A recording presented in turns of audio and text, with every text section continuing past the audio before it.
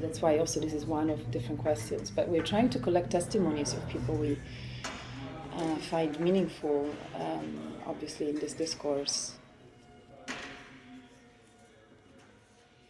Yeah, so one of my questions was about the fact that many institutions like us try to support communities on the front line, of environmental regeneration, justice, but also being very often the first victims of what you also termed the climate apartheid. And I would like to know, based off also your experience, what suggestions you would have for organizations like us, also based actually in the global north, of gaps that might be filled basically in those relationships and in really supporting the work of those on the front line. Yeah, of course, there's an incredibly stark difference, as you mentioned, between and sort of environmental groups in places like Germany and in places in the most affected areas. I think recognizing that when we talk about the climate crisis as an example, that we recognize that the climate crisis is not a future threat. The climate crisis is a crisis happening here and now and has been destroying people's lives already for many, many years. And sort of do not, I think it's important for groups and institutions in the so-called global north to recognize that we cannot fall into the trap of describing the climate crisis as something that threatens our children and grandchildren, and instead support groups, especially living on the front lines of the climate crisis, to give possibilities for those people who are affected to have platforms and to get their voices heard, because currently those voices are being drowned by a stream of seemingly endless greenwashing coming from powerful players in the so-called global north. So I think that's the most important right now. But also when it comes to groups active in the so-called global north, of course we desperately need support there as well, especially for people living in frontline communities here. Money, resources, capacity, but also physical spaces are also desperately needed, to not the least make these bridges between communities here and communities on the front lines of the climate crisis. Absolutely. And so I was wondering, based on that, we try to work especially with really, really tiny initiatives. That's actually why we're called Spore, because we believe that it's not about impact is not determined by scale, but by the collaboration of the many and the tiny. Yet, of course, it's always hard, of course, to create attention, especially when groups are very, very localized, their infrastructure is very small.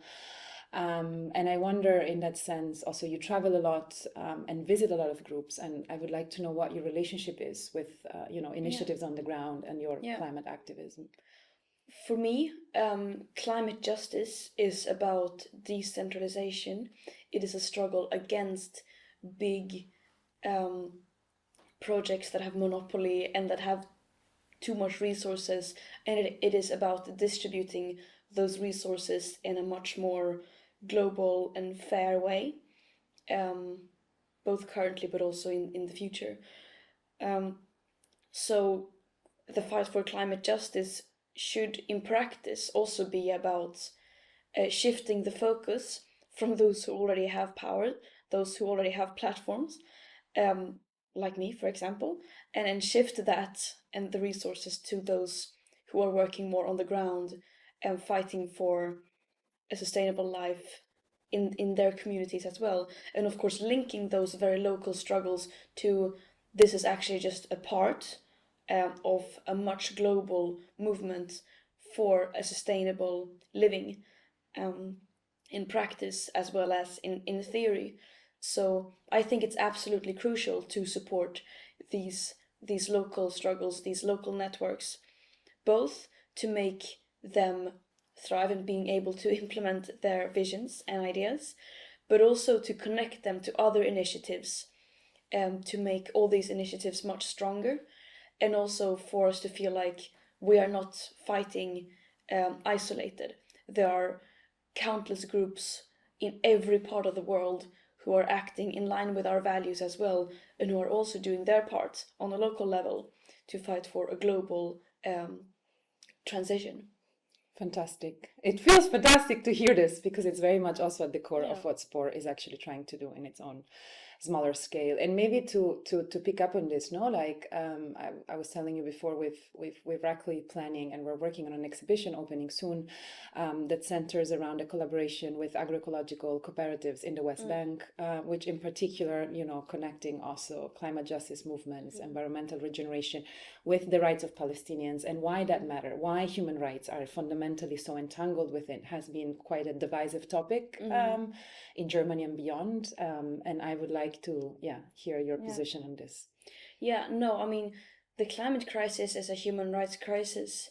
In my view, if you are a climate activist but are also not fighting for everyone's right to dignity, freedom, and self-determination, then you shouldn't really be able to call yourself a climate activist.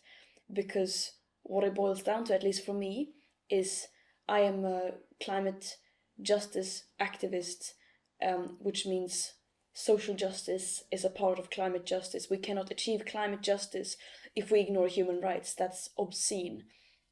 It's called climate justice for a reason. If we ignore the suffering of the marginalized communities today, then who are we to call ourselves climate justice activists? Who are we fighting for then? Then that means we're fighting for our children, our white children's right to a future in a few decades. And that's an extremely clear case of racism, I would say. So if we fail to include, for example, Palestinian rights and justice for Palestinians in our fight for climate justice, then we are climate activists for the very wrong reasons, and I don't think we should be able to call ourselves climate justice activists.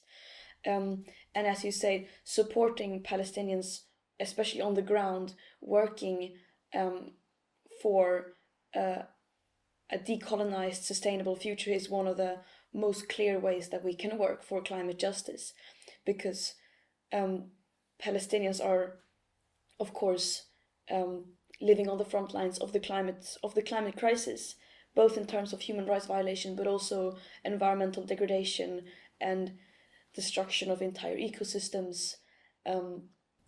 So that's almost as clear as it gets, with the people the least responsible for the climate crisis are the ones suffering from its consequences the first, both in terms of oppression, but also effects on the environment and the climate. So supporting Palestinians working for climate justice is one of the most effective ways to, in practice, be fighting for climate justice, I would say. Great. Thank you for sharing such a sharp view. And my last question, which I think we've talked shortly about last time, was how do we involve younger generations more? Because that feels actually quite a struggle, actually, for different organizations, I would say. And I would like to know whether you have tips for us. I guess my tips would be to take their concerns seriously. At least for me, when I was younger and I was getting more and more concerned and worried about the climate crisis, and rightly so, most of the reactions I was met with was like, you should not have to worry. We don't want you to worry. You should instead be focusing on the positive things that are happening, because the problem isn't that serious and someone is going to take care of it. Please do not worry. Because for the adults around me, the worst thing that they could imagine was for me to worry, rather than actually our futures being seeing taken you as from, an agent also. Exactly. So I think what was most empowering for me was when I saw adults around me, which took a very long time to see, was when adults around me started to take my concerns seriously. And instead of being like, you should not worry, someone's going to take care of that, pat on the head, instead of that, it needs to be, you meet these young people on an eye level and say, like, I see your concerns, they are justified, and I will try my absolute best to change that, to make sure that you don't have a reason to worry, instead of saying that you should not worry, even though they have a reason to worry. And I think that hypocrisy of adults not doing anything themselves was the thing that was mostly Depowering. depowering, yeah. Because when I saw people starting to do things, saw initiatives starting to pop up, and started to meet with people who were doing something themselves, then I more started thinking that, okay, maybe it's not a lost cause because some people actually want to do something.